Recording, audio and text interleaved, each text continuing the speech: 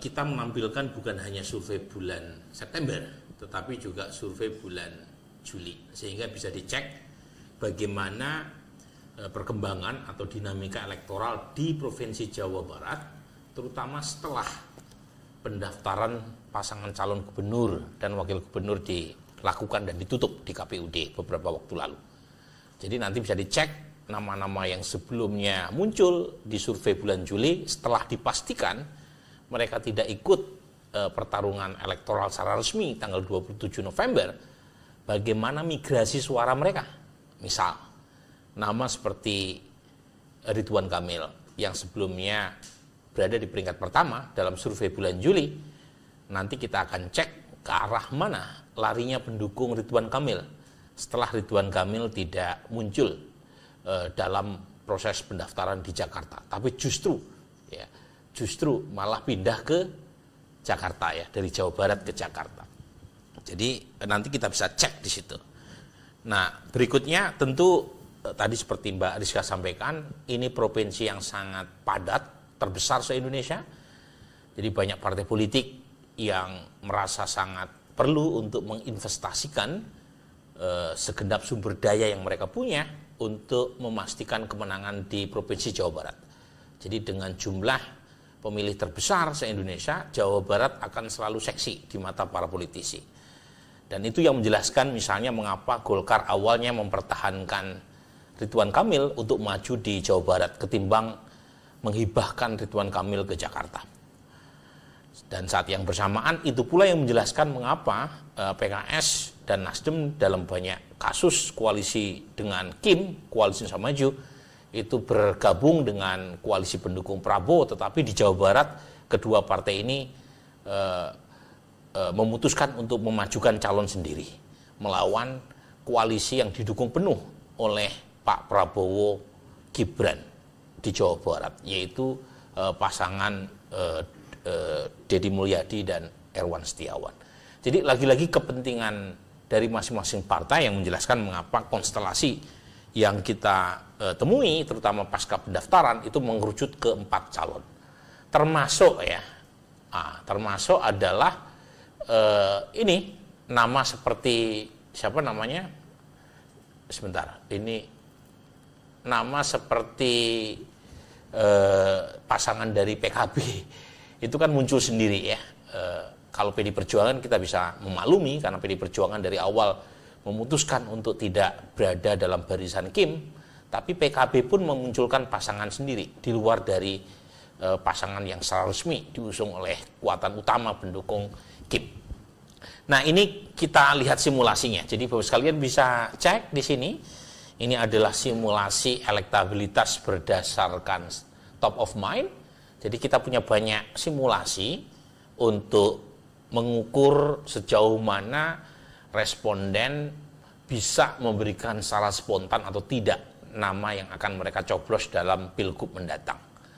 Nah, dalam simulasi top of mind ini kita tidak memberikan pilihan jawaban siapapun. Jadi langsung silahkan responden secara top of mind menjawab kalau misalnya mereka punya preferensi pada nama calon gubernur tertentu.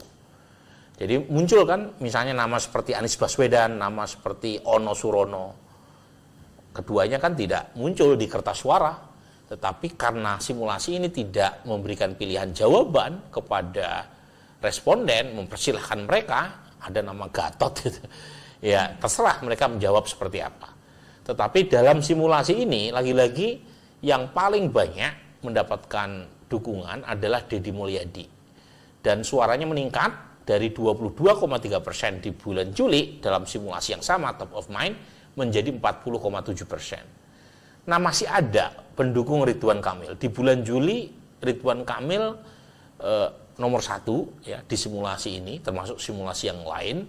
Tetapi pas survei kita lakukan tanggal 2 sampai tanggal 8 September, kurang lebih sekitar 3 atau 4 hari setelah penutupan pendaftaran calon gubernur, warga Jawa Barat pendukung Ridwan Kamil sudah tahu bahwa junjungannya itu tidak maju di Jawa Barat. Tinggal 2,4% yang masih bisa menyebut secara spontan. dan Deddy Mulyadi yang paling mendapatkan limpahan suara dari basis pendukung Ridwan Kamil. Nah, nama-nama lain kalau kita lihat di situ ada pergerakan misalnya Pak Saihu, ya, tetapi juga masih sangat landai dalam simulasi ini dari 0,7 jadi 2,2%. Nah, nanti kita jelaskan mengapa, tetapi ini adalah gambaran terkait dengan peta elektoral terlebih dahulu ya. Nah, ini adalah simulasi 8 nama. Kita batasi simulasi semi terbuka 8 nama, yaitu 4 nama calon gubernur dan 4 nama calon wakil gubernur.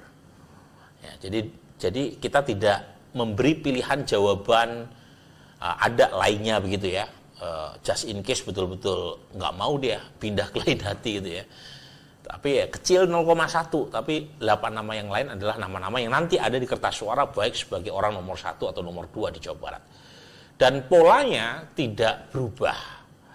Jadi Deddy Mulyadi di simulasi 8 nama sebelumnya bulan Juli dapat 32%, sekarang melonjak jadi 74%. Nah, Ahmad Saihu itu ada kenaikan juga cukup lumayan, 1,5% di bulan Juli, di bulan September 2024 jadi 10,2%.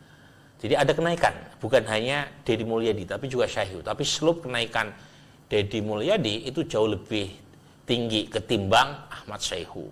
Ya, jadi sama-sama naik, tetapi beda slope-nya.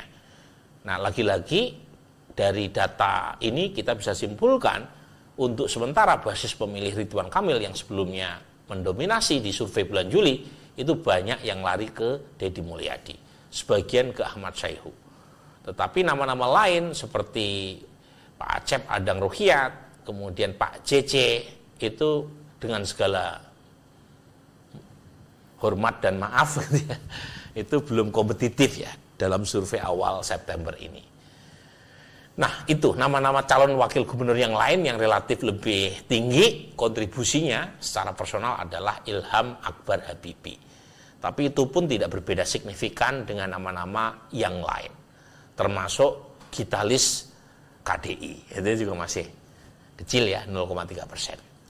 Coba kita lihat lagi 4 nama, ini khusus calon wakil gubernur.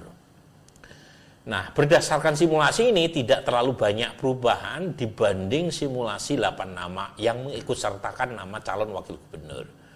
Deddy 77,3%, Ahmad Saihu 10,8%, Acep Adang Ruhyat, ini calon dari PKB 2,2%, JJ Wiradinata 2,1%. Yang tidak tahu tidak jawab 7,7%. Jadi memang tidak terlalu kompetitif ya sejauh ini ya. Dan tentu mungkin ada banyak pertanyaan, kenapa Ahmad Saihu baru sekitar 10,8%? Nah, nanti saya akan jelaskan, salah satunya adalah faktor popularitas dia yang masih sangat kurang. Sementara Kang Deddy itu popularitasnya hampir 100% warga Jawa Barat mengenal dan menyukai ya. Ini alasan memilih. Jadi setelah mereka punya preferensi baik itu ke Deddy Mulyadi, baik itu ke Ahmad Saihu, baik itu ke Pak Acep maupun ke Pak JC, itu kita tanya alasan memilih nama-nama calon gubernur yang barusan kita tanya. Nah, yang paling dominan menurut warga Jawa Barat yang menjadi responden, ini jumlah respondennya cukup besar ya untuk ukuran provinsi, ada 1.200 responden. Nah, 4 dari 10 orang Jawa Barat itu memilih calon gubernur karena faktor orangnya perhatian sama rakyat. Tetapi ada juga pemilih yang memilih calon yang ada itu karena faktor belum tahu nama yang lain. Nah, karena tadi tingkat kedikenalan tidak berimbang ya. Dan karenanya kalau ada yang memilih satu nama ketimbang nama lain, jangan GR dulu. Jangan-jangan karena memang ibarat tinju ya, itu tingkat kedikenalan hanya 1-2 petinju yang awareness-nya tinggi, belum semuanya masuk ke ring tinju, sehingga awareness-nya tidak sama antara satu sama yang lain. Lain kalau misalnya mereka semua sudah masuk dalam ring tinju yang sama, sehingga memunculkan spotlight yang berimbang antara satu dengan yang lain. Nah, so far sampai survei ini dilakukan hingga tanggal 8 September belum terjadi itu.